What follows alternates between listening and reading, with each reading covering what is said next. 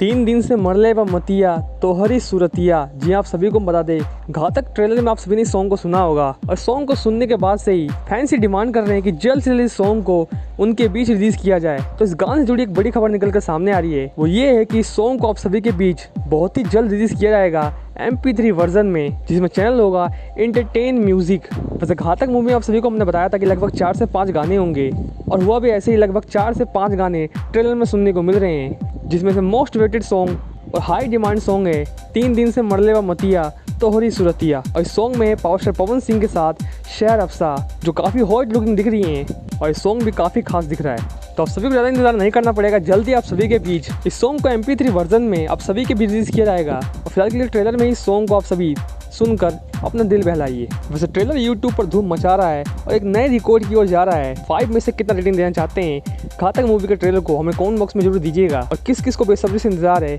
इस super duper hit song का, और कौन कौन चाहता है कि इस सॉन्ग को आप सभी के बीच जल्द से जल्द रिलीज किया जाए, अपनी राय हमें कमेंट बॉक्स में दीजिएगा। और घातक फिल्म से जुड़ी और भी खबरों को जानने के लिए हमारे चैनल से जुड़िए। मिलते हैं अगली वीडियो में, धन्यवाद।